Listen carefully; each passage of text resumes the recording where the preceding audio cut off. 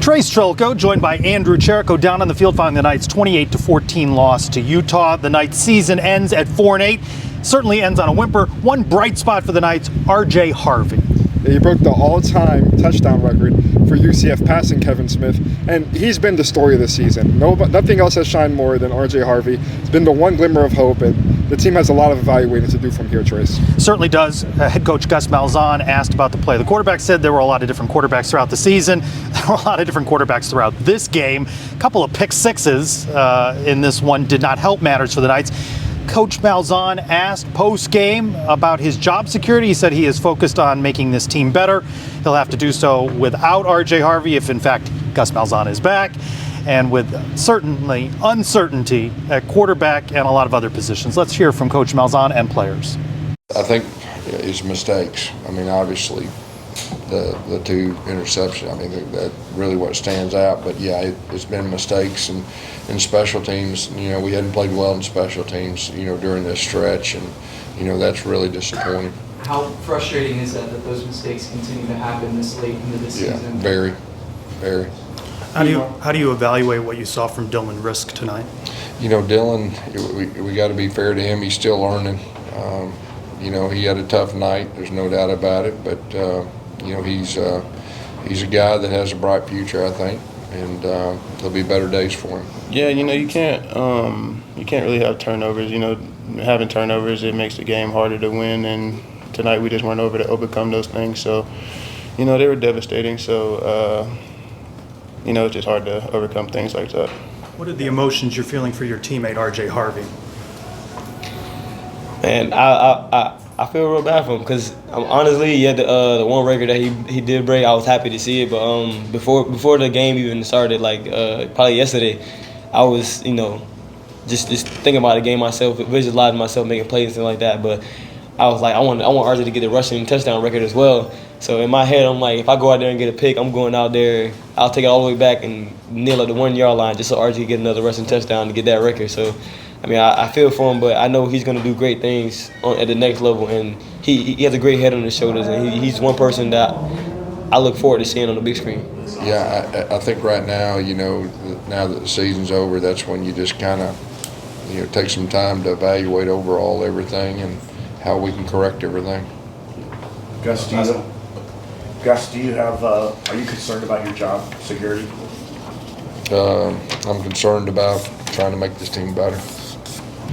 Andrew, Utah came into this game on a 7-game losing streak. They end their season on an up note.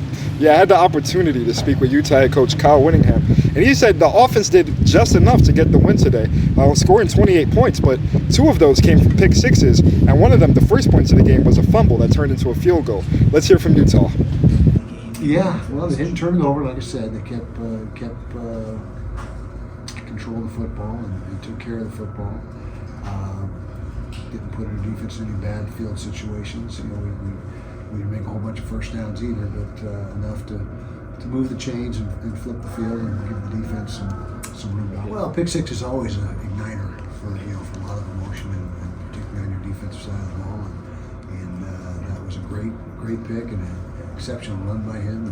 And you saw how fast he is. And a great job by the defense executing the interception return process that we drill every single week. So yeah, it definitely gave us a spark and really a shot of adrenaline for us. So Andrew, again, the Knights 4-8. Expectations much higher on this season, and the Knights, you know, you mentioned it as we were walking out onto the field. That 4-8 includes a win over New Hampshire, over Sam Houston, over a bad Arizona team during the space game. Overall, though, this team fell way short of expectations, and it marks year-over-year decline during the Gus Malzahn era here at UCF. Yeah, I mean, you mentioned it. This team had such high expectations coming into the season. You bring in a quarterback like KJ Jefferson, RJ Harvey in his senior year, Kobe Hudson in his senior year, and a bunch of defensive transfers that were seniors. This team was built to win, and it makes you think, was there ever a backup plan for this team? Why didn't KJ work out? What was the discipline issues with the team, the penalties, the turnovers? There's so much to evaluate on this season, you don't even know where to begin. There will be a lot of things that we hope to forget from this 2024 season, but one thing that we will remember fondly is the play of RJ Harvey. Like he mentioned in the press conference himself, he wants to go down and remembered as the best running back to ever come through UCF. He wants to be remembered as a legend, and he's solidified that legacy for himself, no doubt.